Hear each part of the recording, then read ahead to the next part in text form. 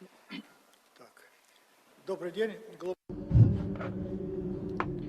afternoon, dear colleagues and guests. Today is the 23rd of March 2022, 3 p.m. Moscow time. Let me declare open a session of the Dissertation Council for the Defense of Thesis by Chernov, Gleb, Igorevich for the degree of Candidate of Sociology, Academic Specialty 542 Economic Sociology, on the theme Economic Sociology of Nutrition, the Gastronomic Food Space of St. Petersburg. By the order of Academic Secretary of St. Petersburg University, Gnotov Alexander Valentinovich, dated the 30th of December 2021, number 13229/1. Me, Ilin Vladimir Ivanovich, Doctor of Sociology, Associate Professor, Professor of the Department of Sociology and Culture and Communication of St. Petersburg University, was appointed Chairman of the Dissertation Council. Other members of the Council were appointed by the same order. Let me introduce them. Tarando, Yelena, Doctor of Economics, Associate Professor, Professor, the Department of Economic Sociology of St. Petersburg University. In the remote access mode, the following council members are present: Sinutin Mikhail Vladimirovich, Doctor of Sociology, Associate Professor, Department of Economic Sociology of St. Petersburg University. Can you see and hear us? Yes? Davidov Sergey, Doctor of Sociology, Associate Professor, Professor of the Department of Sociology and Human Resource Management, St. Petersburg State University of Economics. Can you see and hear us? Yes, all is well. Next, Lipatova Ludmila, Doctor of Sociology, Professor, Leading Researcher of the Department of Regional Studies and Ethnology of Research Institute of Humanities under the government of the Republic of Mordovia. Can you see and hear us? Yes, all is well. Thank you, everybody. And Titarenko Larissa Grigorievna, Doctor of Sociology, Professor of the Department of Sociology, Belarusian State University, Belarus. Can you see and hear us? Yes, I can see and hear you. What about you? Yes? We can hear you as well. Also, the applicant is present here, Gleb Chernov. Also, the thesis supervisor, Doctor of Sociology, Professor, Head of the Department of Economic Sociology of St. Petersburg University, Yuri Veselov, is present.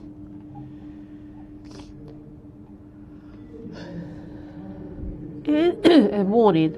In order to improve quality of communication, dear colleagues working in the remote access mode, please switch off your microphones, but remember to switch them on when you're given the floor. Let me also inform you that our session is being recorded and broadcast live at St. Petersburg University website. These speeches are being simultaneously translated from Russian into English or from English into Russian. During the broadcast of the council session, at the moment an email is displayed, to which during the session all the listeners may send questions to the applicant or express their opinion regarding the content of the thesis and the applicant's speech, the current scientific discussion, and thus take part in the discussion. These questions shall be forwarded to me by our support department, and I shall present them during the discussion. Questions should be directly related to the applicant's speech and his thesis. It's also mandatory to indicate the full name, position, and place of employment of the author.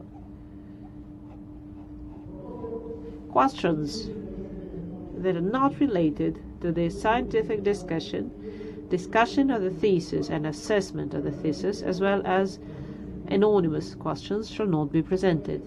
In accordance with the order of awarding degrees of candidate of sciences and doctor of sciences at the Petersburg University, approved by the local regulations. A session of the Dissertation Council shall be considered competent if at least 2/3 of the appointed members are present. Our council consists of 6 persons. All 6 are present, including 4 council members in the remote interactive mode. Audio-visual contact has been established with them. Thus, we have the quorum. I invite the Dissertation Council Activity Support Department officer to draw up the attendance list. Regulation. Let me set forth the following procedure of today's session. First, summary report of the chairman on the applicant and documents submitted by the applicant and their compliance with applicable regulations. Answers to possible questions, approximately 5 minutes. Second, summary report of the applicant outlining the key points of his research, approximately 15 minutes. 3. Questions to the applicant, strictly his report, no more than 2 minutes per question. Answers of the applicant, not more than 5 minutes for all the answers. That's the most difficult part. Next, presentation of the reviews, external reviews, if any. 6. Speeches of all the council members in turn, with their assessment of the thesis and of the applicant's speech, as well as questions and suggestions to the applicant, approximately 10 minutes for each speaker. Speech of the chairman with his assessment of the thesis, approximately 10 minutes. 8. Answers of the applicant to questions and comments of the council members, not more than 20 minutes. 9. Open discussion. Speeches at will of the attendees with summaries of their positions and or specific questions and suggestions to the applicant, strictly on the theme of the study. No more than 2 minutes for each speaker. At that, all the speakers are kindly requested to register themselves and fully introduce themselves before speaking, giving their full name, title, and place of employment. 10. Presentation of questions to the applicant received during the discussion of his presentation during the live broadcast. Let me inform you that written questions, presentation of which shall take over 2 minutes, shall not be presented.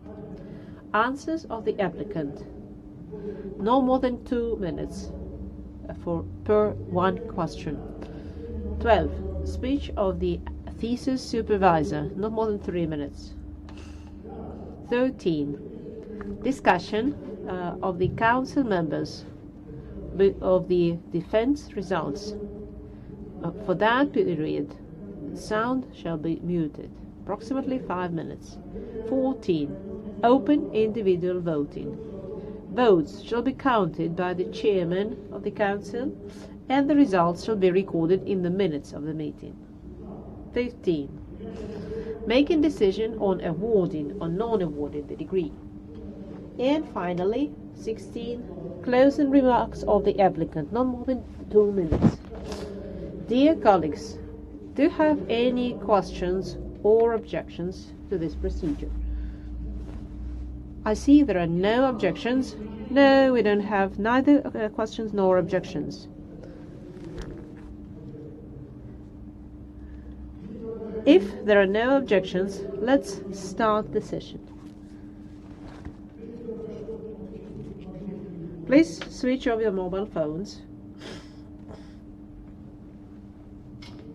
So this is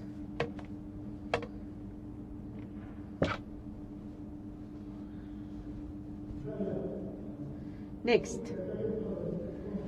Dear Council members working in the remote access mode, please keep your phones switched on in case we run into some technical issues, and thank you for your understanding. Let's start the session.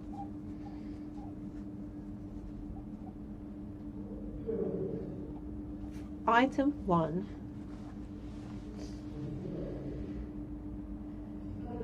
A thesis by Gleb Chernov for the degree of Candidate of Sociology, Specialty 542, Economic Sociology, on the theme Economic Sociology of Nutrition. The gastronomic food space of St. Petersburg was accepted for defense by the order of Academic Secretary of St. Petersburg University on the 8th of December 2021, number 11791/1. Gleb Chernov wrote his thesis at St. Petersburg University as a postgraduate. His thesis supervisor is Doctor of Sociology, Professor, Head of the Department of Economic Sociology of St. Petersburg University, Yuri Veselov. The number of publications which set forth the key results of the thesis, according to the enclosed list, is 6. In peer-reviewed journals from the list approved by the Ministry of Science and Education of Russia, 5 publications. In journals included in the scientometric databases Web of Science and Scopus, 1 publication. All the documents submitted by the applicant, according to the information I received from their curator, comply with St. Petersburg University requirements and are kept in the applicant's attestation file. Copies are now available from the Dissertation Council Activity Support Officer, who is now present. And before I give the floor to the applicant, I have a question for the council members. Do you have any general questions to the applicant, and is it necessary to review and discuss the entire list of documents he submitted? No. I have no questions. No questions. Now, the summary report of the let's proceed to the summary report of the applicant. Let me remind you, you have exactly 15 minutes. Gleb Igorevich, the floor is yours. Dear Chairman, dear Council members, let me present to you the gastronomic space of St. Petersburg. Today, gastronomy and cooking, everyday food practices, food itself, as a social object and the emergent discourse around it are increasingly attracting the attention of social science. But food has always played an essential role in people's lives, so we achieved unbelievable level of consumption. And nutrition is not just about satisfaction of the need of food, but the social action, social practice. Eating involves subjective meaning for the individual, because eating is always symbolic and is oriented towards the others. We often eat together, and this, according to Georg Simmel, is the sociological function of the meal. But it often acts as a marker divides people into classes. This is how the gastronomic space is created. Many social relations between people are formed. And according to Vasily Yelemeyev, the fabric of these relations is continually produced and reproduced by people in their everyday actions. Thus, the gastronomic space itself is also reproduced. How do we understand and interpret these relations around food and eating? This requires a scientific approach, a special methodology, which is being developed in the 20th century within the social sciences. Among the representatives of the sociology of food, we can mention Georg Simmel, Roland Barthes, Claude Lévi-Strauss, the culinary triangle, Pierre Bourdieu, distinction. Among the national researchers, we should also mention Peter M. Sorokin, the first dean of the Faculty of Social Sciences at our university, and his book Hunger as a Factor. But our task is somewhat different. It's to justify such a line of research as an economic sociology of nutrition. This is a fairly new direction in sociology developed in the works of Yuri Veselov, Olga Nikiforova, Olga Taranova, Jun Kaya, and others. What is the essence of the sociological approach to the analysis of food and the gastronomic space? Economists view the economy in terms of methodological individualism, in terms of rational actions of individuals seeking the most efficient means of achieving their goals. The economic sociology believes, through its most famous spokesman, Mark Ganovet, that the economy is not only about actions of individuals. We must add some social structures. In the economic sociology of food, we combine sociological and economic approaches. We distinguish not only people's relation to food, their tastes, preferences and values, and attitude, social differentiation or integration, but also the structure of production, exchange, distribution and consumption, including preparation of food. The individual action is placed in a particular social space and defined by material economic structures, physical, temporal or historical. Thus, the subject of the economic sociology of food is the application of sociological methods of analysis into the process of food production, distribution, exchange, preparation and consumption. The aim of my study is to analyze this space and to form the gastronomic portrait of St. Petersburg from the position of theory and methodology of economic sociology. A portrait, unlike a photograph, involves identifying the characteristic and distinctive features of the person depicted. Therefore, it's important for us to highlight those features that constitute the essence of the gastronomic world of St. Petersburg. First, our objective is to explore the theoretical approaches, classical and modern sociology of nutrition, to develop an economic and sociological concept for the study of the gastronomic space of St. Petersburg, to describe the development of food production and trade in St. Petersburg, to describe on the basis of empirical research to identify everyday social practices of food consumption and cooking by residents of St. Petersburg, to investigate the formation and development of public food services in Petersburg, Petrograd, Leningrad, to show in the gastronomic portrait of the city the characteristic features of St. Petersburg and to outline a vector for its development. The object of this study is the everyday eating habits of St. Petersburg, which consists of buying, preparing, and consuming food, as well as visiting canteens, snack bars, cafes, and restaurants. The subject of the study is the gastronomic space of St. Petersburg in its socio-economic and historical development. The space is a social space that constantly is produced and reported.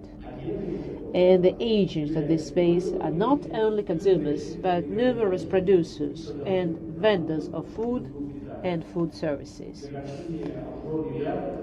The picture, the painting from 1857 by Adrian Volkov, depicts it in a symbolic form.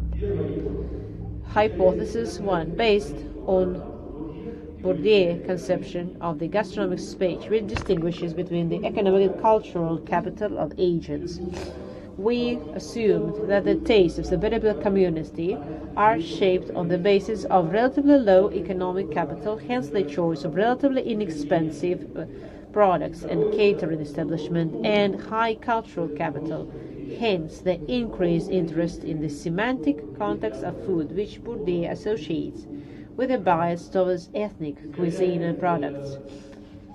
Based on the general concept of economic sociology of nutrition, the conditioning of social factors on economic ones, and the materialist method of research, we assume that the social patterns of food consumption in the city depend on the local production system and its traditions.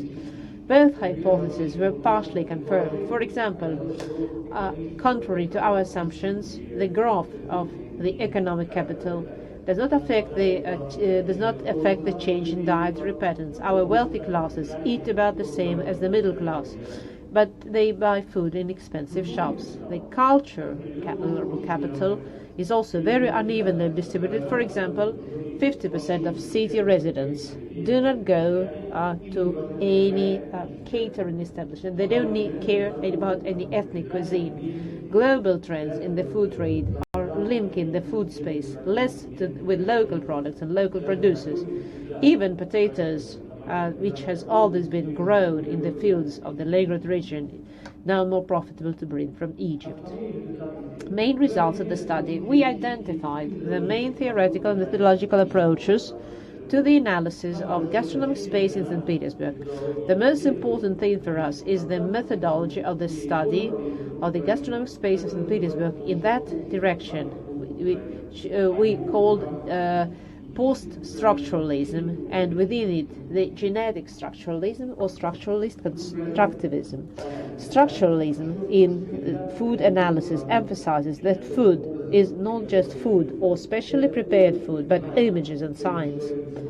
That is, people do not simply single out certain foods, but endows them with special meanings. In St. Petersburg gastronomic space, producers and consumers also operate a system of shared meanings of food. The genetic structuralism is a development of post-structuralism, but it emphasizes the possibility of constructing reality on the basis of cognitive structures rather than the independence and self-referentiality of science. In comparison, the principle of structuralism, the individual's action is determined by the structure, and the principle of social construction developed in the phenomenological sociology.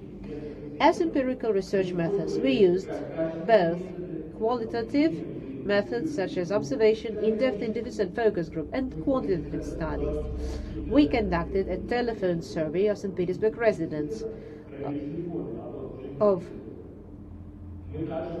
We also conducted a survey of the socio-democratic characteristics, in-depth interviews on food and waste, social eating practices, and 2 focus groups with students of the Petersburg universities to study their attitude to student canteens. We would like to acknowledge the work of our colleagues from the Department of Sociology of St. Petersburg University, Vera Milina, Galina Semyonova, and Elena Ganskau. We have also made use of the extensive statistical material on the diet of Petersburgers, which is usually collected by statisticians on the basis of sample surveys. Based on the materialist concept and on the basis of many historical statistical data, we have identified that food production and trade determine the gastronomic character of St. Petersburg. But as in the 18th century, St. Petersburg today does not fully provide itself with food, grain and meat brought from other regions of Russia. It provides itself with milk and dairy products. This is an old ingredient tradition of dairy farming. Even if before the revolution and Soviet times vegetables and fruit were mostly domestic, now they are also imported. Whereas in the 19th century, St. Petersburg food trade was mostly carried out in markets. In Soviet times, this function was taken over by state shops, and now the real giants of capitalism, chain hypermarkets, have entered the food trade. They take up to 75% of the total trade turnover, which is higher than in other Russian cities. This is also a specific feature of St. Petersburg. What does a St. Petersburg resident eat today? What chain hypermarkets sell? Our options and preferences depend on them. We have a hand to hand it to them. The choice and variety has never been as wide as it is now. However, the main problem is the quality and prices of the products. Speaking of production of many early St. Petersburg food industry enterprises became the basis of the food industry in Leningrad and now in modern St. Petersburg. Thus, 3 basic groups of food industry enterprises, such as dairy products, confectionaries and breweries determine the character of St. Petersburg, which is reflected in the consumption of these types of food by city. We consume about 30 kilos of confectionery and 1 liter of beer per year, more than other RF citizens. However, the brands of food are not as widely known, especially to visitors to the city, which raises the challenge of promoting and popularizing them. Based on this statistical, economic, and sociological data on nutrition, we have constructed the gastronomic portrait of St. Petersburg resident. Firstly, St. Petersburger, first and foremost, is Russian. In their food, they do not differ much from the so-called average Russian. The basic preferences for breakfast, lunch, and dinner of Petersburgers are also hardly different from what is generally accepted. Lunch for Petersburgers is a hot meal, soup is mandatory, where borscht is in first place, then salyanka and cabbage soup. Of meat dishes, the Petersburgers prefer beef, pork comes second, and lamb third. Taste preferences are interesting. St. Petersburg residents evenly divide their preference between salty, spicy, and sweet tastes, but sour and bitter tastes are not favored, although the dominant taste in traditional Russian cuisine is sour. Secondly, St. Petersburg differs significantly from Russia in terms of drink preference. Approximately 20% of residents of the city reported that they don't drink alcohol at all, which is a clear exaggeration. I shouldn't completely trust. More than a half, approximately 60%, reported that they had not consumed alcoholic beverages yesterday. Most importantly, St. Petersburg residents, unlike Russians and even unlike their neighbor in Leningrad region, prefer wine to vodka. St. Petersburg is a city of coffee, and the city dwellers prefer coffee more than tea, which was noted by Belinsky back in 1845 in the Physiology of St. Petersburg. Thirdly, along with westernization, St. Petersburg today is under the influence of Eastern food culture. Oriental foods such as Japanese sushi or Chinese wok, Caucasian kebab or Turkish shawarma are not less important to St. Petersburg youth than American hamburger or Coca-Cola. And yet, in its character, St. Petersburg is typically European, influenced by the common European cultural tradition that has evolved over the last 500 years. Most recently, St. Petersburg has become a global city with a global gastronomic culture. So, conclusion. The above can be summarized as follows. The unity of water and land, trade and market immediately set the reason for the development of St. Petersburg gastronomic space. It's at once market-driven, depend on supply, short and long-term distance trade. In the dominance of the economy over other spheres of life, in this emergent globality driven by geographical discoveries and trade, a completely new feature of St. Petersburg gastronomic space is emerging. Today, St. Petersburg is not just connected with other countries. Now it made the network capitalism became global gastronomy, everyday features of our lives. Gastronomic St. Petersburg is at the crossroads of cross-cultural influences. If the old St. Petersburg cuisine was characterized by European influence, primarily French, the Leningrad cuisine by the influence of cuisine of Soviet republics such as Georgia, Armenia, Azerbaijan, Uzbekistan, the new St. Petersburg cuisine is under the influence of the soft power of the East. First, the Japanese cuisine, Chinese, Indian, Korean, and others. The new Petersburg cuisine is the essence fusion cuisine. It mixes together the seemingly incongruous product, and again, new St. Petersburg cuisine is relatively inexpensive and democratic. Haute cuisine no longer means very expensive. The gastronomic sphere of St. Petersburg has been different in all eras: imperial St. Petersburg, Soviet Leningrad, and modern St. Petersburg. Today, perhaps, the best developed of food production and consumption, a variety of retail formats, the culinary culture, and the restaurant business. The interest of St. Petersburg public in gastronomy is is as high as ever. Let's hope that we have the remaining wonderful discoveries ahead of us in this field, and St. Petersburg will certainly become one of the gastronomic capitals of Europe. Thank you for your attention.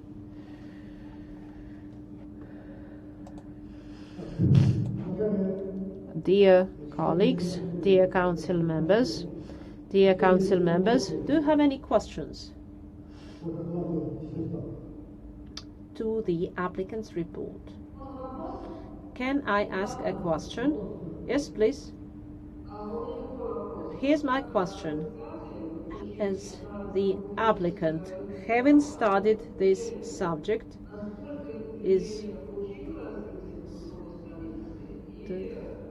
what's his attitude to in the gastronomic? How is this trend? Will you answer? Yes, I would like to take. Ludmila Nikolaevna, thank you for your question. Indeed, food sharing is a popular trend in St. Petersburg and Moscow as well. And from the beginning, that was a German idea of clever distribution of food. And of course, today, at this stage, St. Petersburg took up this new trend of clever distribution along with Moscow. And in the summer, we have discussed with Vkontakte social network. They are planning to develop the same activity under a different name. So I think this trend will get even more prominent in Moscow and St. Petersburg. Please remember Prisma supermarkets in St. Petersburg. Some years ago, we got shelves full of products soon to expire, sold with various discounts. And now this is common in practically all supermarkets. Even Dixie now has such shelves. Of course, we have to understand that this trend is popular because of cafes. Cafes in St. Petersburg, after 9, almost every establishment offers 50% discounts on meals cooked today. Moreover, we have the excellent example in Finland. And some years ago, there was a project. There was a restaurant which cooked all its meals of foods that have expired. They still have a few hours of shelf life remaining, and they used these products during that period. So I think that this movement, St. Petersburg will also catch up with this. Thank you very much for your question. I have one more question, if you don't mind. Hope I have not interrupted. What do you think about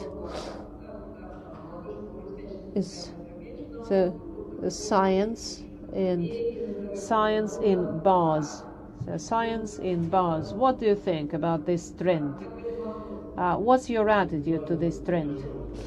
Ludmila Nikolaevna, thank you for your question. I am for any form of popular science. Our book, The Gastronomic Portrait of St. Petersburg, our book is an attempt to popularize science in St. Petersburg. And in our city, we have a picnic guide, for example. Every summer, we organized an event to which we invited scientists as speakers, and this with some food content as well. But as for specific trends such as bar hopping, for example, I would like to say that I am for popularizing instead of a science rather than drinking. Because when you come to a bar to learn something, it's better to eliminate alcohol. It's best not to have alcohol as the main driving force. It's also good to understand that the IT sphere is they are abandoning traditional conferences. They introducing new on the new forms, and that's where they get information. Is if such new integration trend, why not? As a scientist, I have to explore this as well.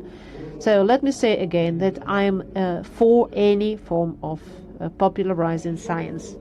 More questions? May I ask one more question? Yes, please. Thank you. This will be my last question. This is something I'm interested in since your work is about economics and health. So how is public? So what about healthy food or healthy cuisine in St. Petersburg? For example, Ovsyanka Cafe opened in St. Petersburg, but it only existed for a few months. And before, there were canteens where people with dietary restrictions could eat healthy food. So what's the situation now, and how common is this? How wide is this big is this trend? Thank you, Ludmila Nikolaevna. Indeed, St. Petersburg today is developing this trend very actively. We have numerous establishments that are gaining popularity, such as Green Box. Maybe that is the most popular network. They sell ready-made food, and they position themselves as light food. So you get there, you pick up healthy food. You can pick up healthy food from them. So, and that, I think, is popular with modern Petersburgers. Also, another Karyana Light chain is popular. In St. Petersburg is now exposed to the power of the East. So this trend is also important. Japanese food, but without sauces and extra calories. Also, low price segment can allow this, of course. Matilda Shnurova's restaurant, Kokoko, when she opened this restaurant, she said that the healthy food doesn't have to be tasteless. And for example, the menu featured such dishes as 4 greens, etc. So the sushi was a popular trend, such as California rolls, Philadelphia rolls.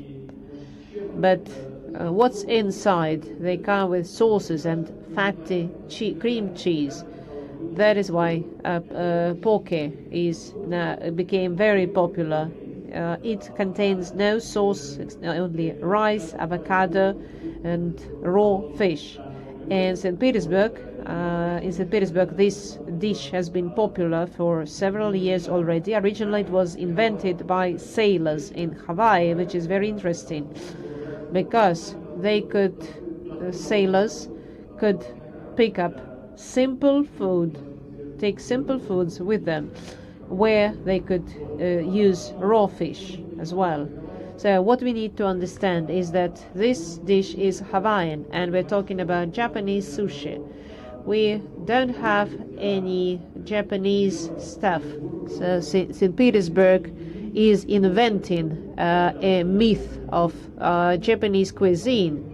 Why am I saying that? Because we saw Hawaiian cuisine as part of Japanese cuisine, as well as California roll and Philadelphia rolls.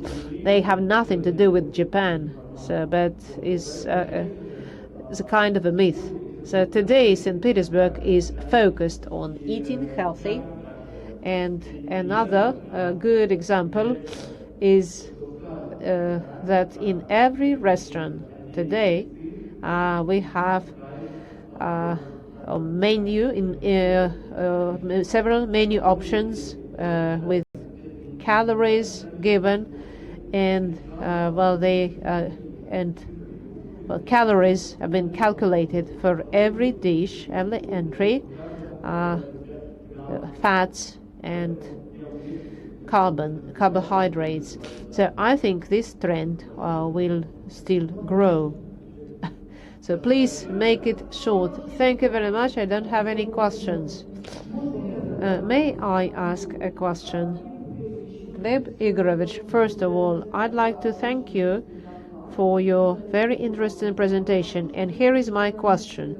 So which trend is the leading one in St. Petersburg today? Yelena Evgenievna, thank you for your question. It's fusion. Fusion is the most popular trend, a combination of interesting flavors, sometimes unexpected.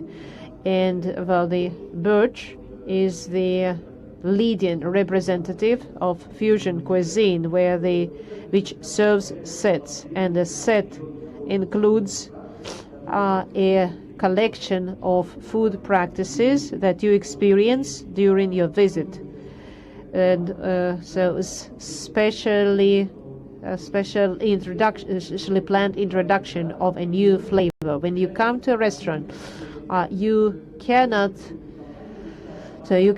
order a particular set only for yourself. When you come with friends, so you have to order the same set for everybody, which means that while consuming, you can also share experiences, and this format is becoming very popular. And birch, which is an interesting format. And of course, let me say briefly that St. Petersburg today is fascinated by new cuisines of unknown countries, such as Basque cuisine in Bilbao restaurant, or Peruvian or Norwegian cuisine. They are now popular and consumers are interested in them, and that is why, of course, I'll try to make my answers short, that the main trend in St. Petersburg is fusion in St. Petersburg. Thank you very much for your question. Thank you very much. Thank you. Who else would like to ask?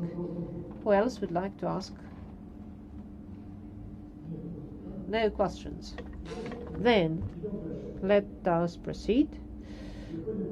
Let's proceed to reviews. We have not received any external reviews. So let us give the floor to the council members and their reviews, since all the reviews were published at St. Petersburg University website. I suggest that reviewers focus on the key points only, on the key points of their reviews, questions and critical remarks. Do council members have any objections to this request to cut their reviews short? No. I support. Okay, let's give the floor to reviewers. Yelena Evgenievna Tarandov. Thank you very much. I'll try to make it as short as possible. As was already mentioned, my review was published at the university website.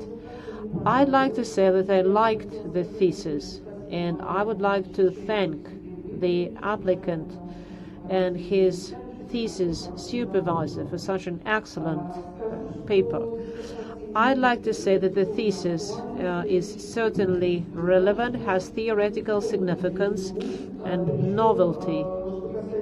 And moreover, speaking of novelty, I think that the applicant has not included all the points in the introduction. I think there are some more points that can be seen as contribution to sociology of nutrition. At the same time, I'd like to focus on critical remarks. I've got some remarks, and my first remark is that the applicant set only two hypotheses in his study, though obviously he had more hypotheses. And in this, in relation with this, I'd like to ask what were the other hypotheses. Second, the author claims that residents of St. Petersburg prefer coffee to tea. I'd like him to explain on which data this assumption is based. And the third comment is that gastronomical St. Petersburg not only borrows foreign trends, but adjusts them to its taste. So what are the reasons, and is this to make food cheap, absence of necessary ingredients, or to comply with the traditional food preferences of St. Petersburg residents? These critical remarks do not affect the significance of Gleb Chernov's thesis. On the theme, economic sociology of nutrition, the gastronomic food space of St. Petersburg complies with the basic requirements set by the order on awarding academic degrees at St. Petersburg University. And applicant Gleb Chernov deserves awarding the degree of candidate of sociology, specialty 542, economic sociology. Article 9 and 11 of the above-mentioned regulation has not been violated. Thank you. And Mikhail Vladimirovich Sinyutin, please. Thank you very much. Dear colleagues,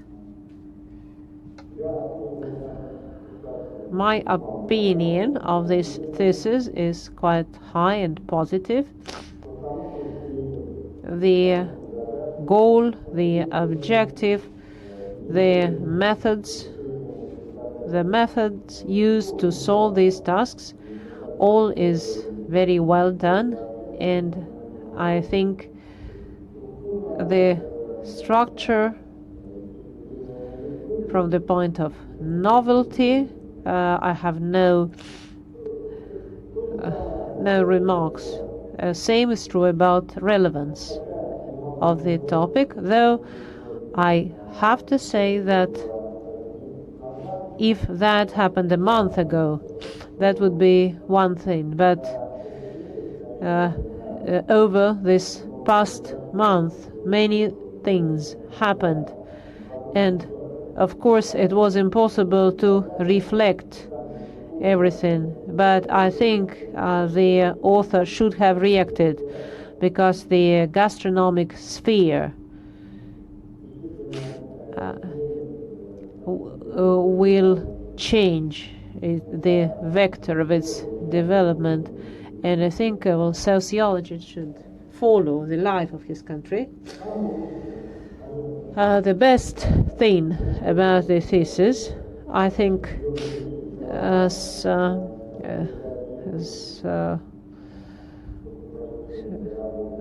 that I liked is the style of the thesis. Is an excellent read, as if you are reading a novel. And to me, I think Gleb Igorevich, if he should certainly take up literature or something related, and I can see that he's an excellent speaker, and it's a pleasure to see that we can train such professionals. But of course, everybody, all people always defend the most vulnerable spots. There's no sense to defend strong points, and that is why. And the reverse side of this work is certain and systematic negligence of the need to follow the scientific style of narration to prove with the help of instruments common in the academic environment where some kind of logical or factual evidence is required. Sometimes the logical transitions are very elegant, but in fact for factual evidence many times it's missing. I won't list any. I mentioned a number of them in my review. So let me just give one example. Let me give just one example for the sake of my colleagues. For example, Igorevich speaks about immigration of Peter Sorokin, that he went to the so-called philosophical ship from St. Petersburg. He sailed abroad. Well, I don't know where Gleb Igorevich got this image. I can assume that this could be from lectures in history of social sciences in Russia. So in that case, the major drawback of our teaching methods, some basic things should be checked, because Peter Sorokin wrote his biography where he explored his departure in great detail, and he said that he left from Moscow and that he left by train and not by sea. And well, there are, and when the number of such inaccuracies is big, that reduces the quality of the thesis, of course. And another point, a critical remark I'd like to make, is quite typical for the modern literature. That's such lightness where authors approach Karl Marx's ideas. So they kick Karl Marx, and Gleb Igorevich also uses this technique, though in his thesis he explained that Bruno Latour inspired him to do so, but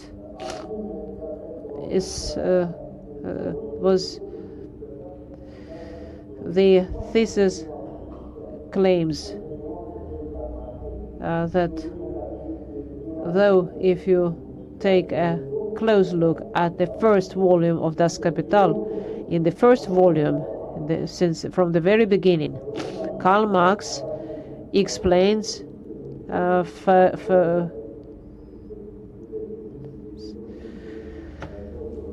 properties of objects. He says that relations, social relations between objects, which I'm going to explore, but another thing is social relations between the owners of these objects or these goods, and these relations he explores in other volumes,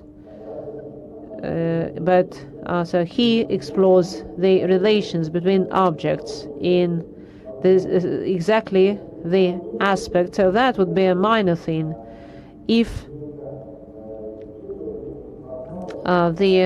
because of that an essential element got missing. So I'd like the applicant to explain why this happened. And of course, if these drawbacks I mentioned too, if these drawbacks were not there, the work would be excellent. Something that is certain charms come from inaccuracies and drawbacks, but I believe that the significance of these remarks is not that great to outweigh the positive impression made by the thesis, and I think that the council can be certain that this thesis deserves awarding the degree of candidate of sociology to the author of this thesis. At that, I would like to stop. Thank you very much. Thank you. And now I'd like to give the floor to Davidov Sergei Anatolyevich. I read the thesis, and you can read my full review at the university website. So here I only would like to say a couple of words. I take up very little of your time. What I liked and what I liked less in this thesis. What I liked is that the topic is relevant in every sphere of human relations, social relations. But I'd like to say that social relations based on nutrition have been very little studied by social sciences. So that's the first point. And in St. Petersburg, even though, of course, there were some works in this sphere, but no modern or contemporary works. Such works are very few. Second thing, I liked that the fact that the author of the thesis, the study is followed the idea that it should be comparative, and here the author went even further, is also cross-historical. So that is always very interesting to read such works. And I agree with Mikhail Vladimirovich, who said that the style is excellent and made the text but also make it very comfortable to the reader. Also, and because we have all read many papers, and the author used very substantial studies or surveys of thousands or over 1,000 people. Unfortunately,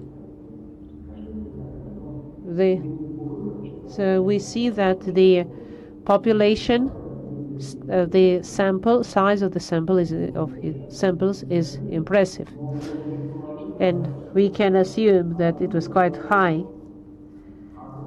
And the author conducted a number of interviews, I think like 55 in-depth interviews. So the author got so deep inside the subject that I assume he probably, so can you imagine, he probably ate the food that he has described. So how many meals has he had and that, of course, is a positive trend, and I would like to draw the attention of the colleagues to some points. But what I would like to say, I have maybe 4 or 5 remarks. I am convinced that the applicant can answer all the remarks, but here I would like the applicant to answer the following questions. First is a structuralist approach, and here, as it seemed to me, hopefully it seemed to me that the author speaks that the structuralist approach, the essence is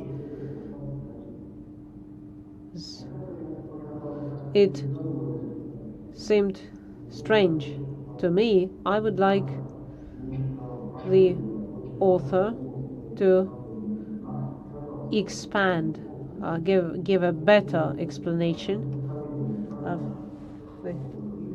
of the approach, and I would like the author to use such dichotomy as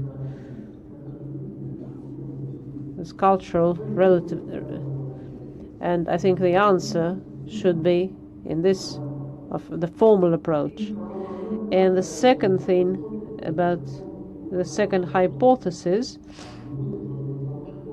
it seemed to me that, if I'm not mistaken, the social factors, consumption of food in our city, depends on the local production system.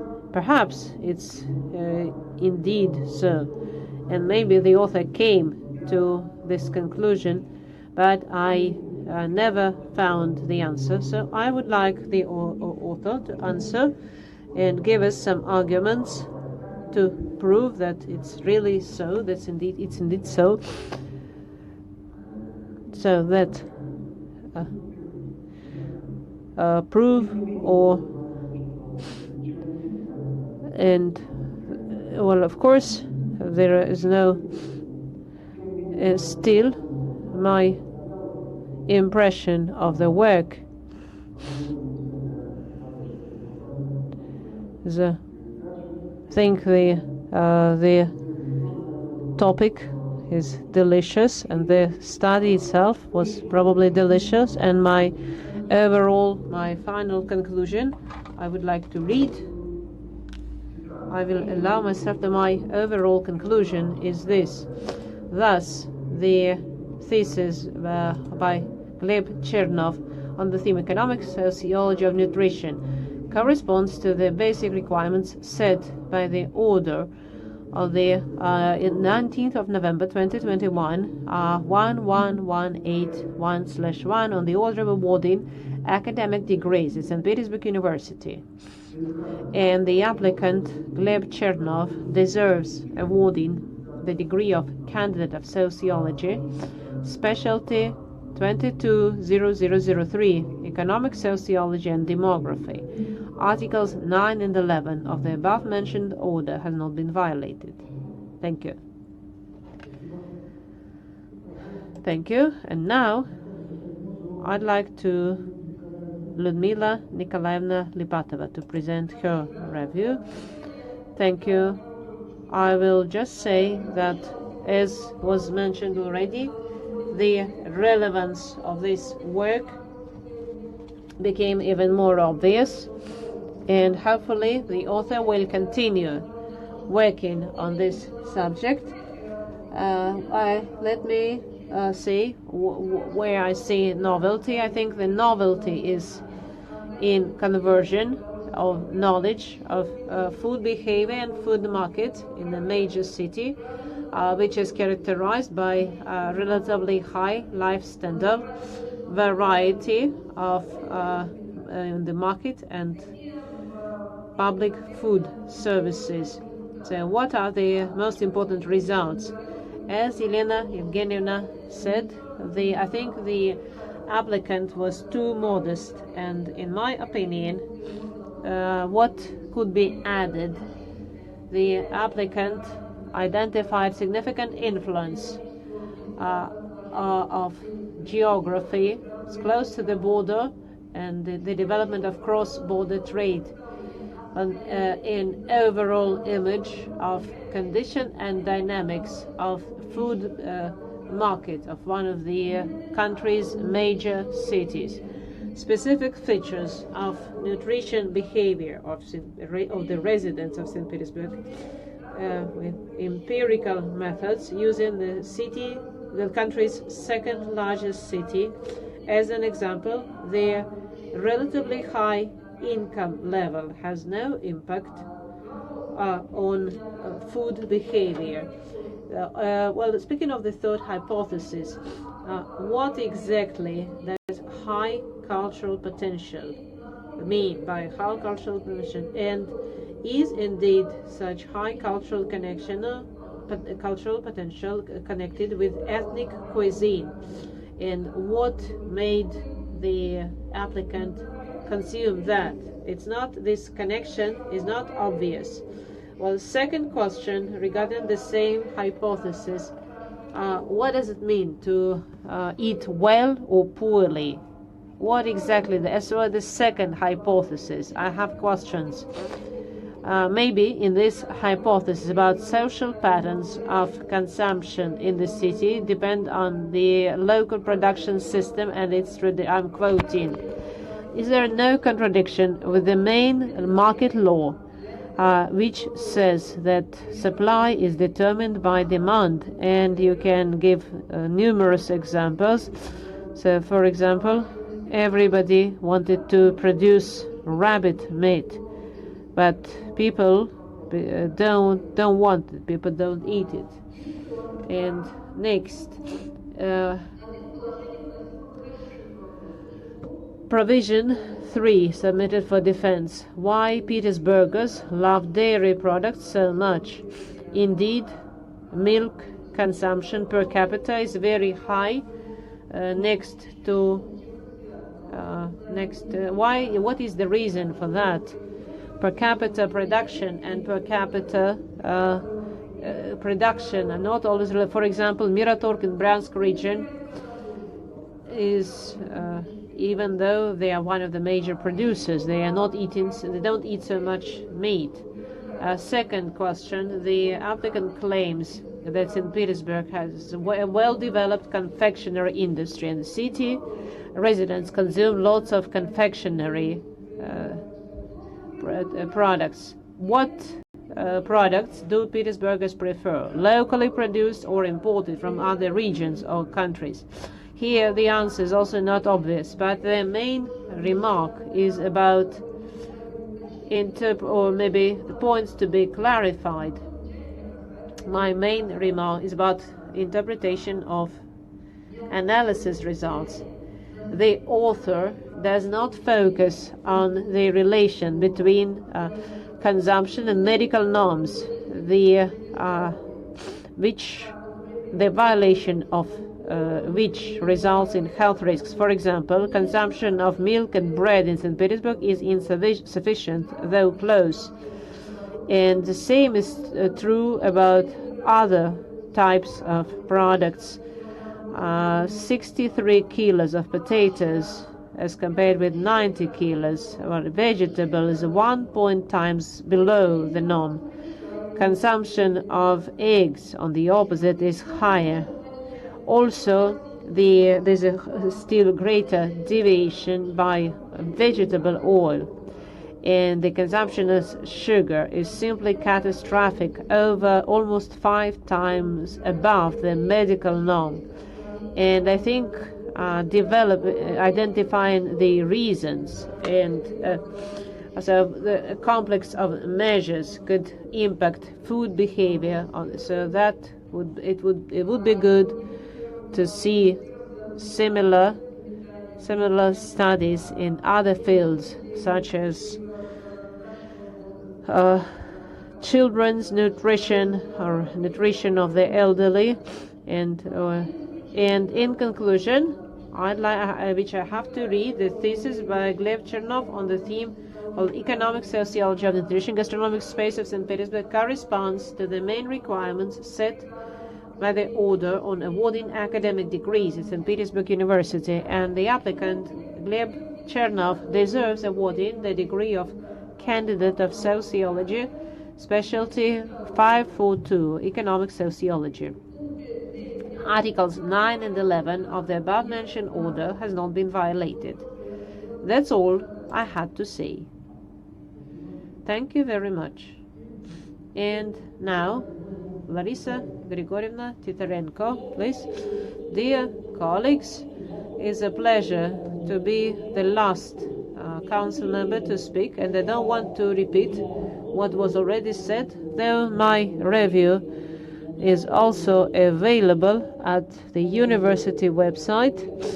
I'd like to start by saying that we asked so many questions. If the applicant tries to give in-depth answers, he will write another thesis or even a monograph, because the questions asked by my dear colleagues are interesting, except for maybe this minor inaccuracies, though noticeable, such as departure of Sorokin.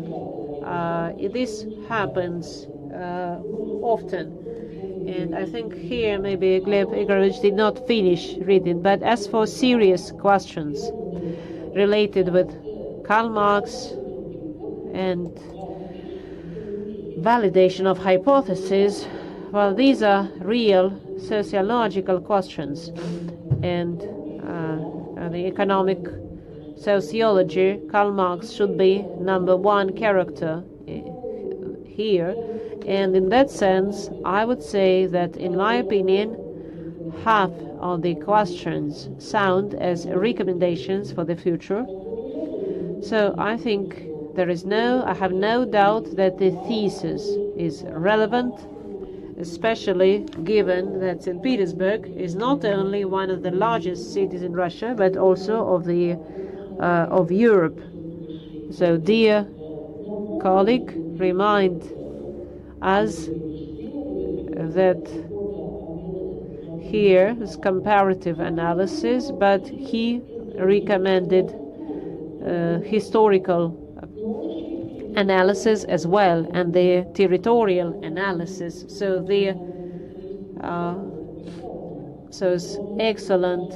It's an excellent idea to compare, maybe not in a thesis, but to compare St. Petersburg with Moscow would be very interesting. And even if we look at Moscow, during the Soviet era, a half of what was sold there was taken out of Moscow. I would like to ask colleagues, Petersburg colleagues, because I am a foreigner now. Maybe people today still come from other cities, and they take away sweets or maybe some other products, even beer. Maybe people still wanted to take it away with them.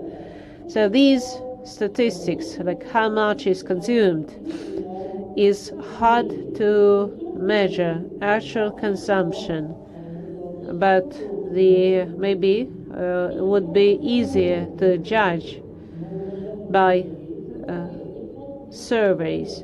And the medical norms, they are not set every day. And if we have to eat 90 kilos of potatoes, this is not healthy, and bread and sugar. Take a look at Western Europe, which norms or such norms only exist for lower classes, and as for vegetables, fish and meat.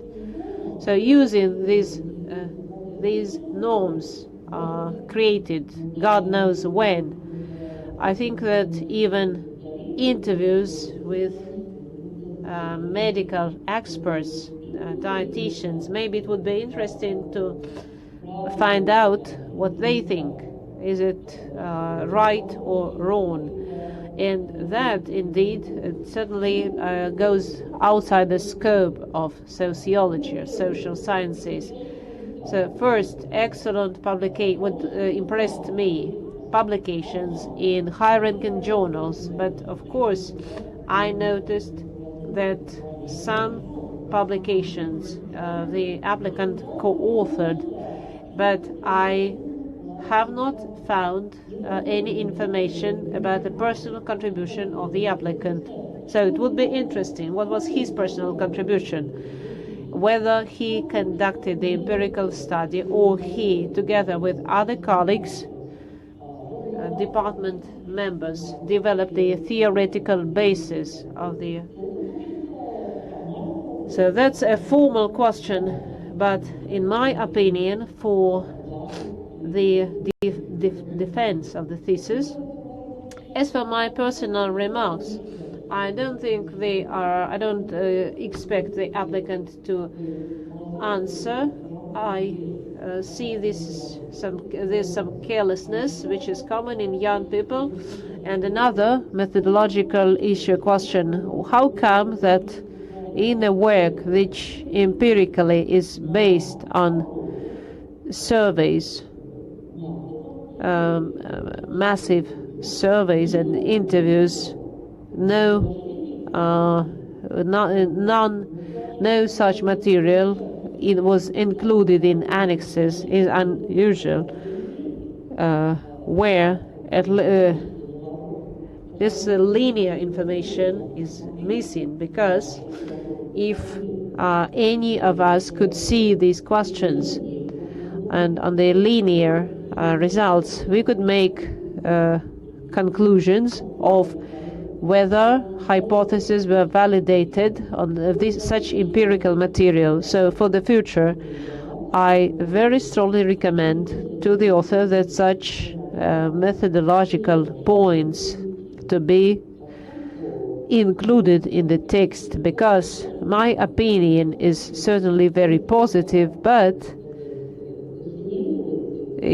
my good impression was somewhat spoiled because I could not find this, and my curiosity got stuck because I could not get any answers. And of course my review is positive, and I think the thesis by Chernov, Gleb, Igorevich, Economic Sociology of Nutrition, Gastronomic Food Space of St. Petersburg, corresponds to the key requirements set by the order dated the 19th of November 2021, number 11181/1 on the order of awarding academic degrees at St. Petersburg University.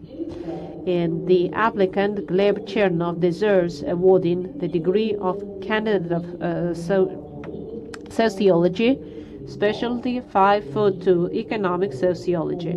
Articles 9 and 11 of the above-mentioned order has not been violated. Thank you very much. Thank you. And finally, it's my turn.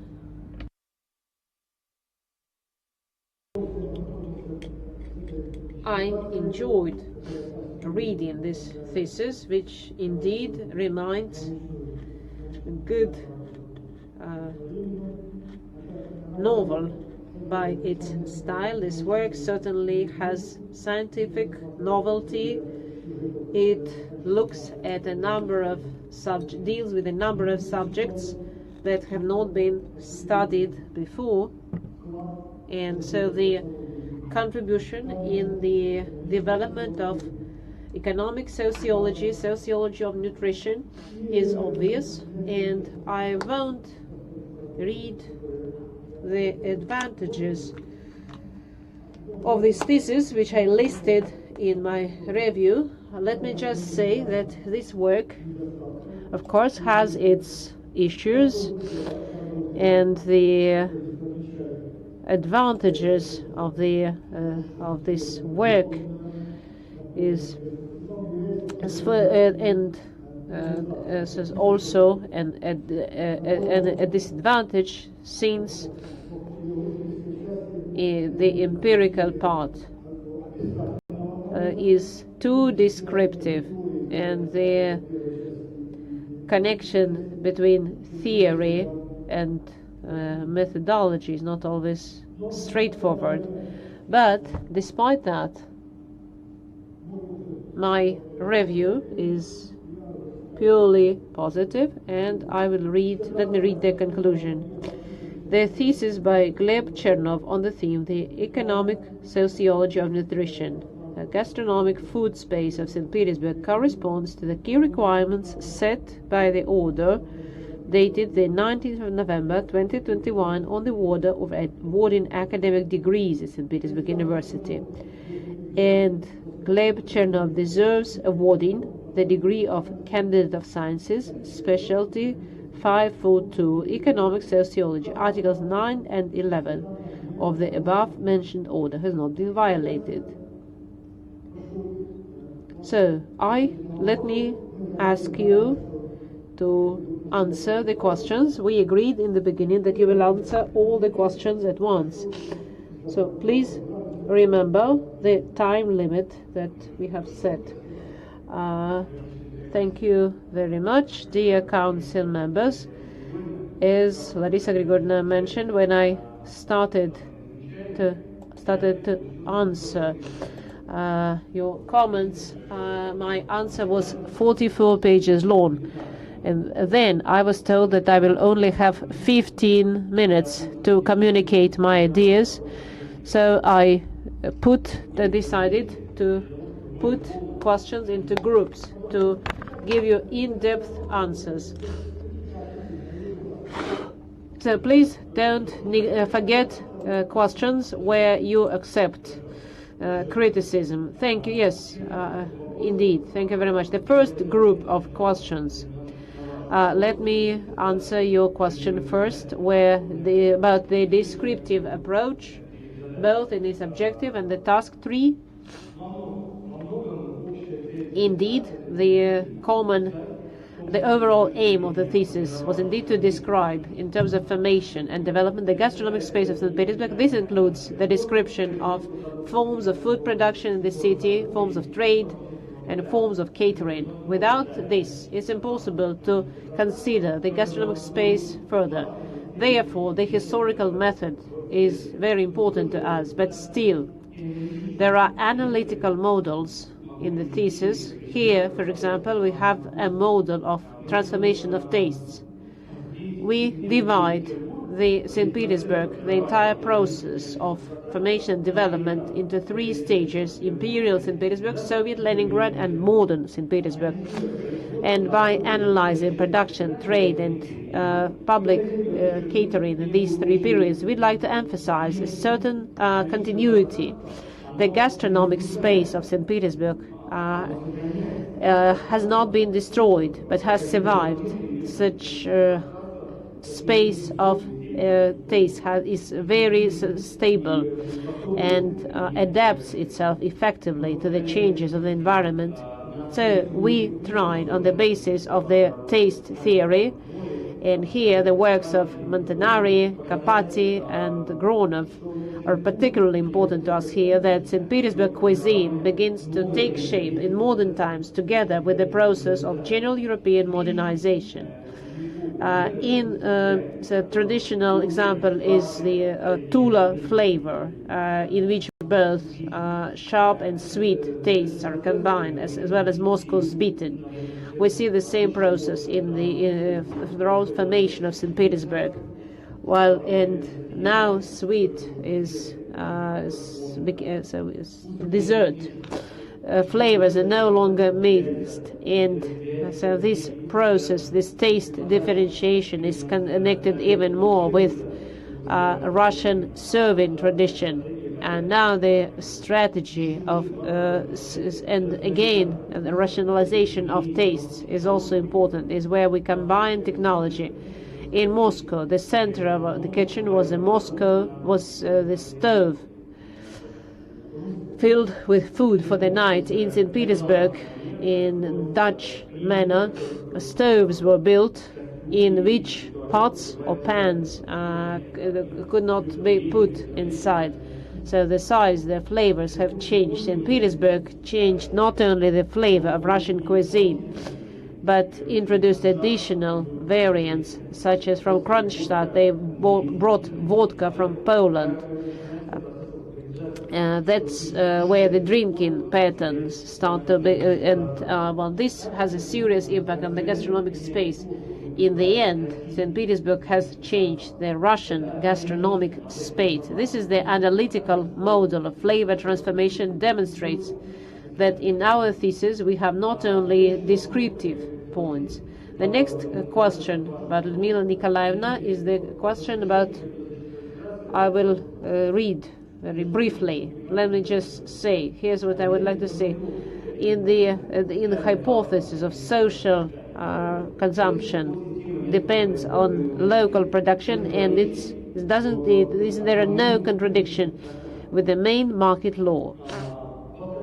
In the second part of the thesis, we try to look at production and trade, food consumption, and public catering in different periods of St. Petersburg development, and it may not be explicitly present, but all along this chapter we followed the methodology of economic sociology of nutrition. Its main thesis is that the social aspects of nutrition, such as flavors or preferences, cannot be considered outside of economics.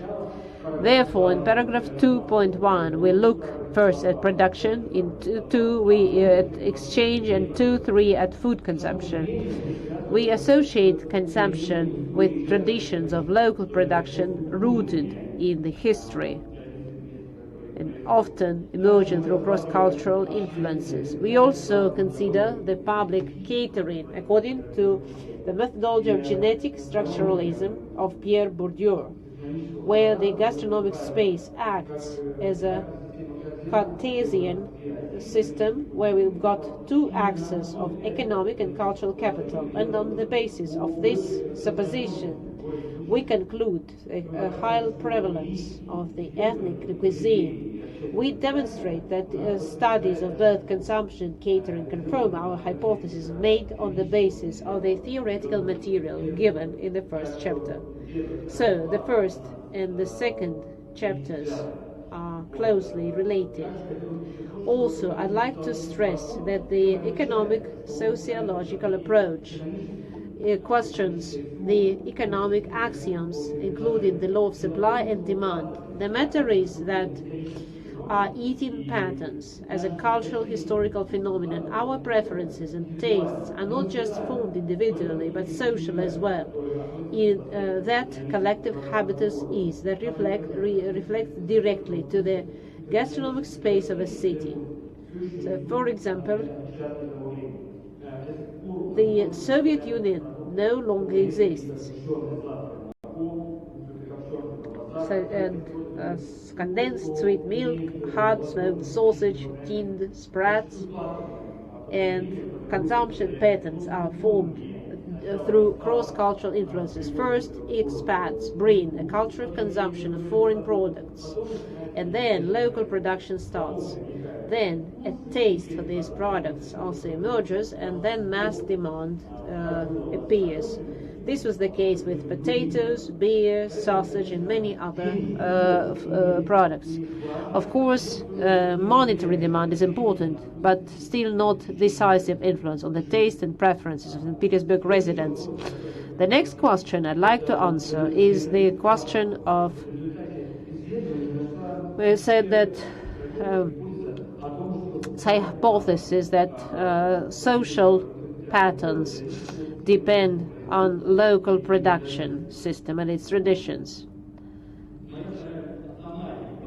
My second hypothesis is that on the basis of social factors and materialistic, we assumed that the social consumption patterns in the city depend on the local production system and its traditions, meaning the choice of methodology proves that patterns should be related with the local production system.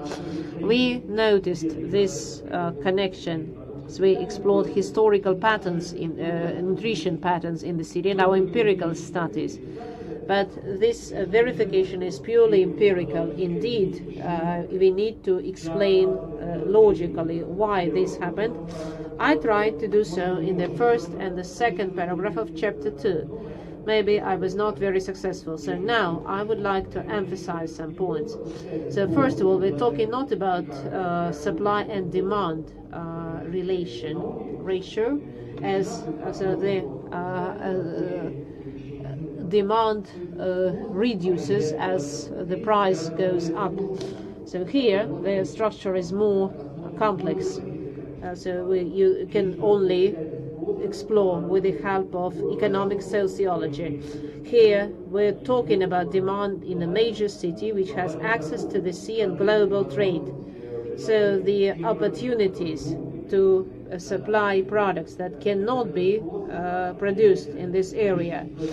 So that's historical consumption patterns and specific tastes where the demand of the local population is cross-cultural. There are some cross-cultural impacts. Also, we combine the geographical location of the city. St. Petersburg does not provide for harvesting grains, and that's why Finns were involved in milk farming, dairy farming, and grains were imported from the southern provinces, and milk was locally produced. Thirdly, the food space of St. Petersburg keeps changing. We cannot, of course, directly continue the discussion of supply and demand in Soviet Leningrad.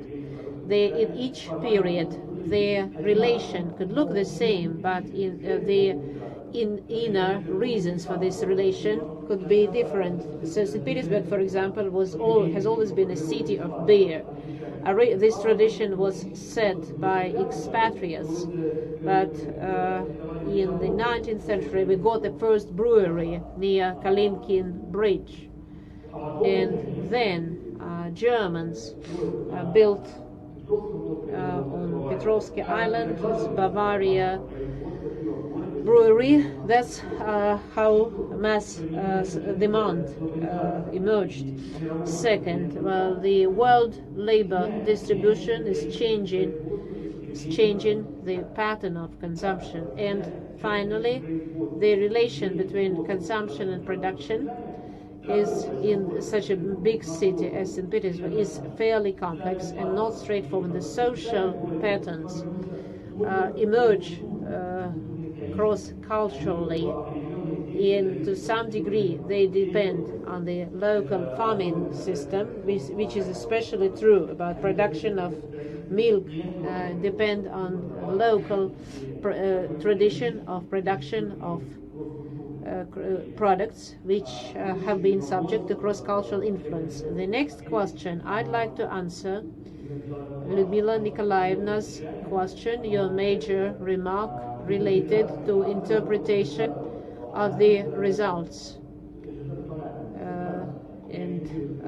The author doesn't focus enough on compliance with the medical norms.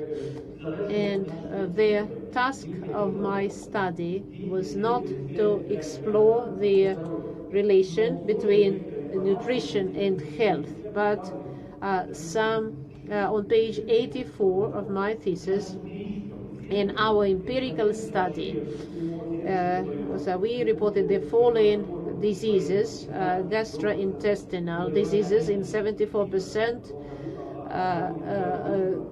oncology 14.4. We also asked our respondents how balanced their nutrition is, and many said is not well balanced, 15.6%. But what's lamentable is that 46% of residents are not watching how balanced their nutrition is. 34% and 33% of region residents have no desire to improve their nutrition. And the key factors is bad habits. By approximately 30% of residents are smokers, and 10% reported on problems with alcohol, and 6% of region residents. Consumption of high amount of sweets is fast food is 10% of city residents, which is extremely dangerous. Approximately 1% of residents eat like that every day. Of course, canned food is used by 1.5% of region residents. This priority, of course, for the near future for St. Petersburg is to develop the gastronomic culture. It's necessary to develop a rational approach to nutrition, to develop cooking habits, and the daily art of nutrition has as much is high priority as the economic growth of the city. The next question was working with facts, so this actual material, so different figures are given. So here's what I'd like to say. Also, let me touch upon another question, but what I'd like to say is that indeed the figures for consumption of confectionery products are different, and I had to say which calculation system and which source of information was used. The fact is that statisticians do not calculate pure consumption. They bring confectionery products to conventional kilos of sugar per year and then sum it up with the consumption of pure sugar. But Association of Confectionery Industry count the production consumption of confectionery product by type in kilos. So, in the first case, the indicator is always higher than in the second. The average milk consumption in Russia is 264, and in St. Petersburg is 299.3. Where does the difference of 100 kilos come from? I did not indicate in my thesis that the consumption of milk and dairy products is very different for men and women in St. Petersburg. And about Peterim Sorokin's department, I want to note separately that in Wikipedia, in the article "The Philosophical Steamer," it was stated that Peterim Sorokin was exiled. The philosophical steamer is not a vehicle but a metaphor used in 1990s, and the collective image of emigration of all scientists expelled from Russia in 1922. And of course, as Mikhail Vladimirovich indeed pointed out, Sorokin left from Moscow by train, which he wrote in his book The Long Road and Autobiography. The next remark I'd like to take up is the question about presentation of empirical data. Indeed, I agree, and I don't know why I did not attach the questionnaires and focus group analysis interview guide. I am ready to do it now. The matter is that data and transcribed interviews are too long, and I tried to convert them to a page-by-page PDF format and ended up with a file of 520 pages. And I have them in a separate Excel file. In 2017, we conducted, together with the Center for Sociological Internet Research in St. Petersburg, in 2018 we conducted 2 focus groups. In 2018 we conducted a telephone survey of the residents, and in 2017-2018 we conducted a series of in-depth interviews. And totally we conducted 50 interviews. And the next remark,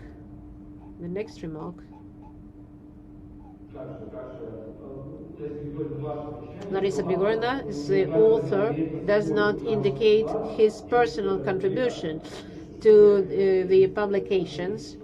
And here I'd like to say that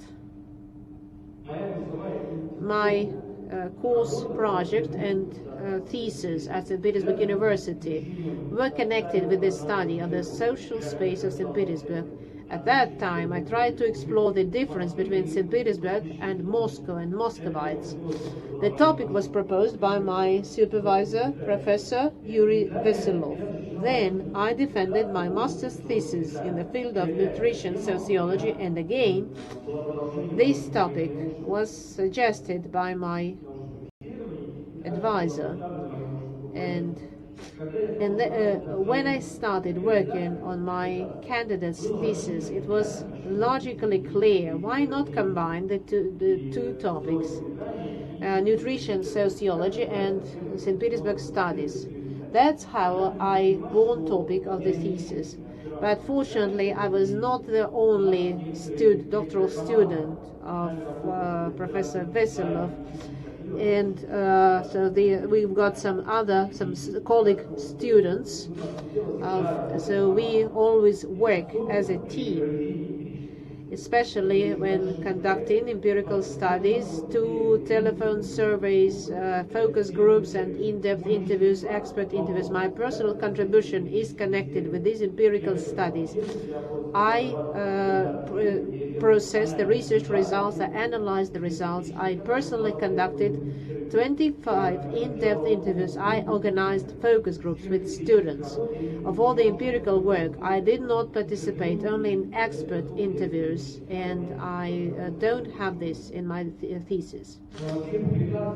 All publications, and my personal ones, and our collaborations with Dr. Veselov and other colleagues are connected with empirical studies of nutrition, and with the results which are presented in each publication. The share of my participation is different. Most of all is devoted to sociology of nutrition in St. Petersburg. In the base article from the entire thesis grew Food and We, Gastronomic Portrait of St. Petersburg, Journal of Sociology and Social Anthropology. In the book St. Petersburg, a Gastronomic Portrait of 2020, the degree of my participation is lower. I authored chapter 1, 1, 1, 1, 2, and chapters 3. But what I'd like to say that my contribution to the development of the theoretical and methodological provisions, first of all, I see in the development of the economic and sociological approach to nutrition analysis. I'd like to say that it has significant scientific novelty. There is not a single special publication on this topic, and only one thesis by Jin Junkai. I also researched gastronomic practices, development of food production industries in St. Petersburg, and my contribution is all the work in the archives of this topic, the history of development of the public catering space and its current state. I also prepared a guide to restaurants in St. Petersburg. Next question, which I'd like to answer, is the question of Mikhail Vladimirovich. My style is not scientific, which is particularly dangerous. There are no links to sources, and you've given some specific examples where I have not named the authors. Indeed, I agree that not everywhere I used quotes, because when you use materials, same data several times, I think is when discussing this nutrition, is just lactase gene impact is well known to everybody. Here's reference to the work of Marinsky, Kozlova, and Yankovsky, the genes and traditions of nutrition. The second quote, which I Levin's book, is Soviet everyday life, norms and abnormalities, as reference number 64. So next question, Sergei Anatolovich Davidov, is the question that indeed the author is not so the accuracy as for me using too elaborate language. Here I accept the remark to justify my style. When we published the books in Petersburg, the gastronomic space or the gastronomic portrait, we got reviews from the readers where everybody complained that the book is our style is too boring. So that is why I tried to make the text more readable. As for the comment, Mila Nikolaevna, that the author invested high cultural capital, and if this cultural capital indeed is connected with the ethnic cuisine. Our hypothesis goes as follows: the tastes of St. Petersburg residents are based on relatively low economic capital, the choice of inexpensive ingredients, and high cultural capital, which leads to the focus on the ethnic cuisine, national cuisine. How do we use? Should one use? So the cultural capital can be through education level. So the number of residents with higher education for St. Petersburg, this level is second highest, 358 by 1,000 residents. In other, so 193 in Karelia, 200 in Ryazan region, etc. And here we must add that other indicators, such as number of historical monuments. In St. Petersburg, we have over 10,000 monuments, objects of federal heritage, and 8,000 and 3,000 objects of cultural heritage. We can also compare the number of museums, theaters, and libraries, but the result will be the same. St. Petersburg has one of the highest cultural capital levels. So if not higher than Moscow, but comparable with that of Moscow.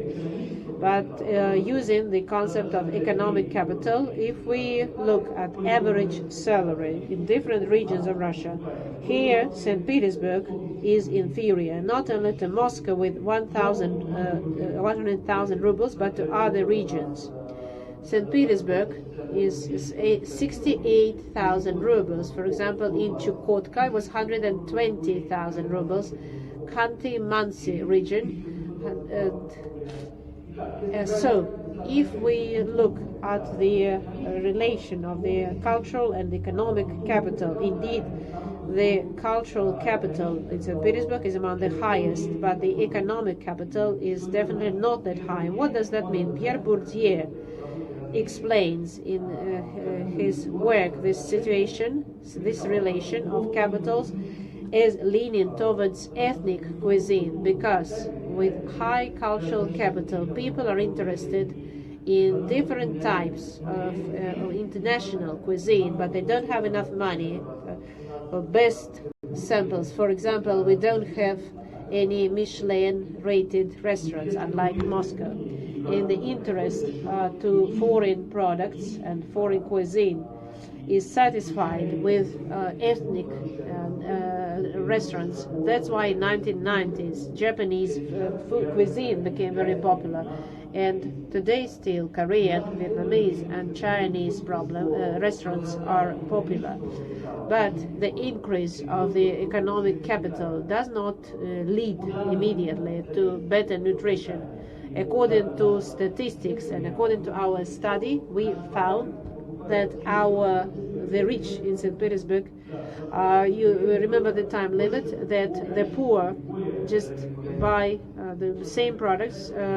Dear Chair, dear Council members, I appreciate very much that you took such in-depth interest to my work, and your questions allowed me to take a new look on my thesis and my future scientific career. Thank you very much.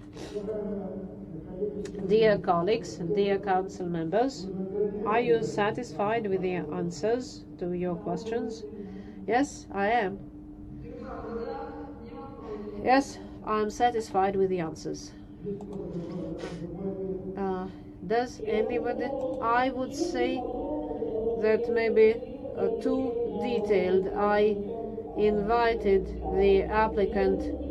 I had no doubt that he had the questions. I just wanted pointed out some negligences.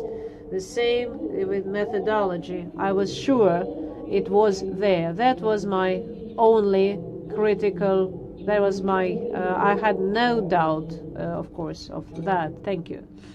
Thank you. Is anybody, any of the attendees willing to speak? Somebody who's not a member of the council, Olga Alexandrovna.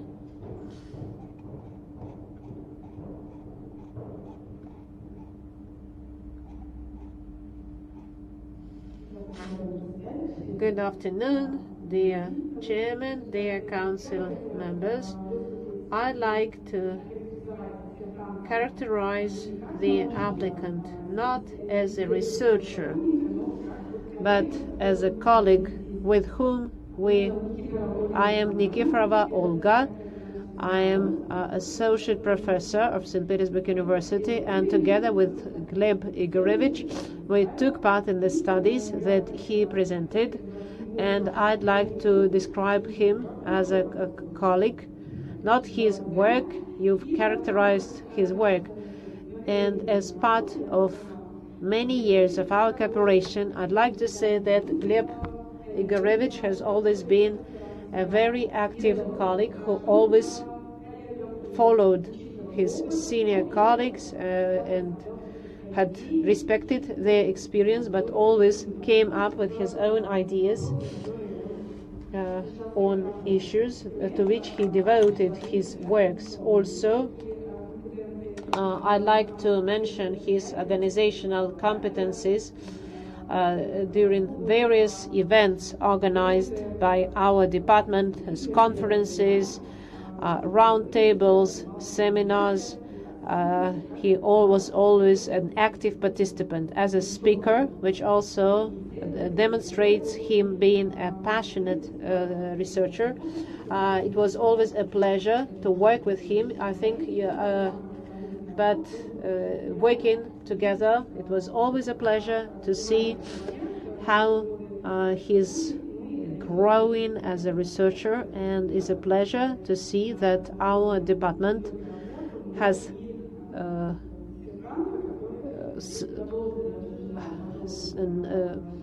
produced such an excellent paper, and I'd like to thank the department, the head of our department, for preserving the tradition of bringing up scientists, theoreticians and practitioners. Thank you for your attention. Thank you. Is anybody else willing to speak? No. Have we received any questions? No. Then Yuri Vitalovich, as the thesis supervisor, to talk about the applicant.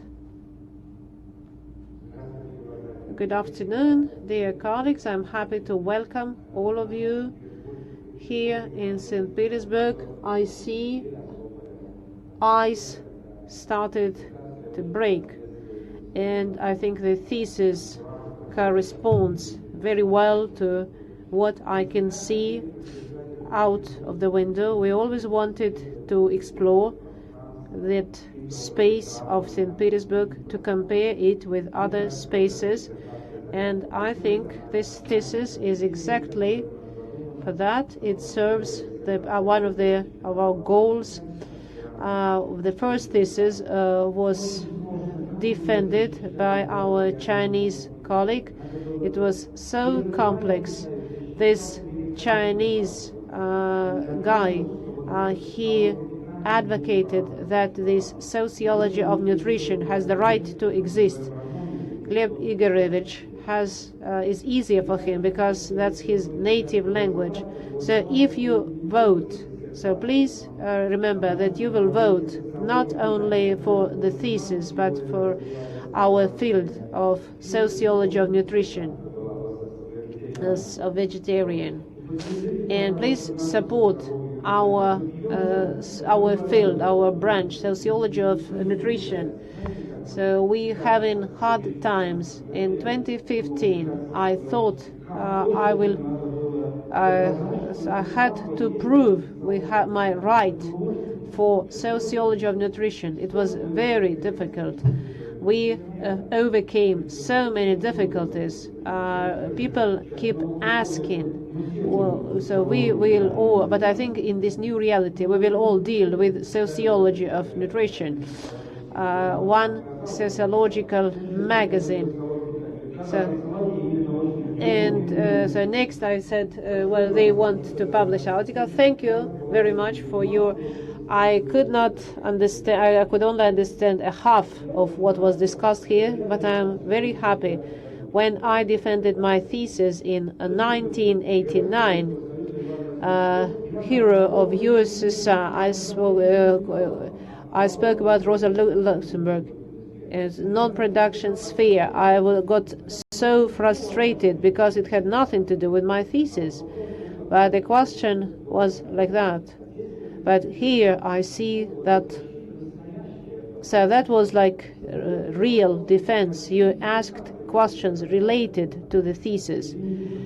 Sorry, I don't want to take too much of your time. Thank you.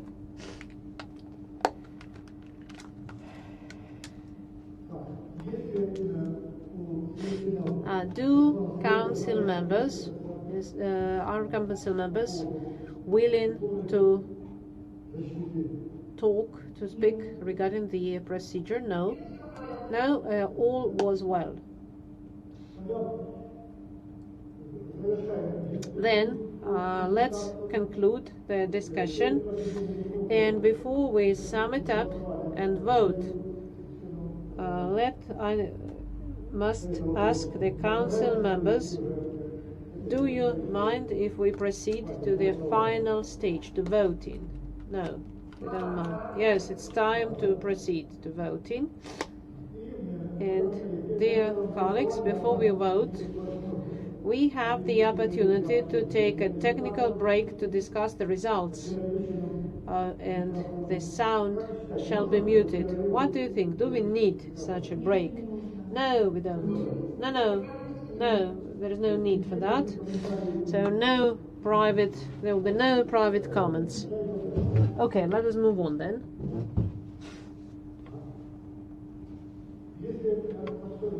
If we don't need to discuss the results, let's continue our session and proceed to voting. And each council member will have to give his individual opinion in public. Now it's 4:56 Moscow time, and I'd like, dear colleagues, please turn the microphones on and make sure that you are on air. You all have your microphones on, right?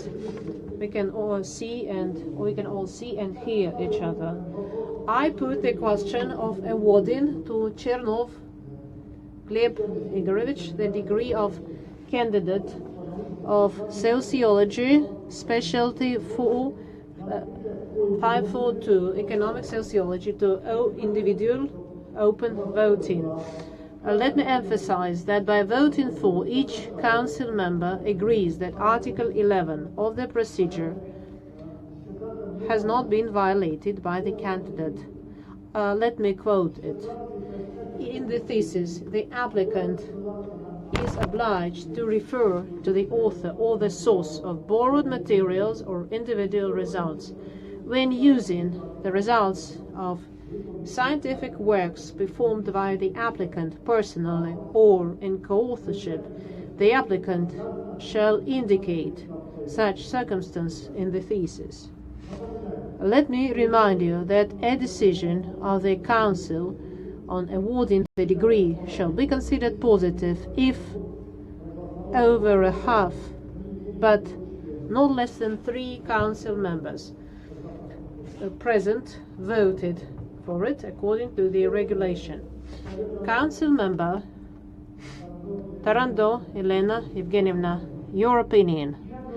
I vote for awarding the degree.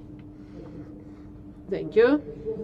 Council member Mikhail Vladimirovich Sinyutin, your opinion. I vote for. Thank you. Council member Davidov Sergey Anatolovich, your opinion. I'm for awarding the degree. Council member Lipatova Ludmila Nikolaevna, your opinion. I vote for awarding the degree. And Titarenko Larissa Grigorievna, your opinion. my opinion is I vote for awarding the degree, and my opinion is also I would like to join my colleagues. I vote for awarding the degree. So 6 people voted, 6 voted for, nobody voted against, and nobody abstained. Thus, the decision to award to Gleb Igorevich Chernov the degree of candidate of sociology, specialty 542, economic sociology, has been made. And closing remarks of the applicant. Let's give the floor to the applicant. Dear Chairman, dear Council members, I am very grateful to you for your attitude. I'm grateful to the university for this opportunity. I'm grateful to my department, to my faculty, and to my thesis supervisor. I watched recently a film, Sociology as Martial Art, and in that film, parts of the interview, and one of the researchers said that 15 years ago you determined my future research. So it's been 10 years. So 10 years ago you determined my life. Now my life is with science and with the university. I am very grateful to everybody. Thank you. The session of the council is now closed. I thank you everybody for your participation. Please stop live broadcasting. Thank you very much and goodbye.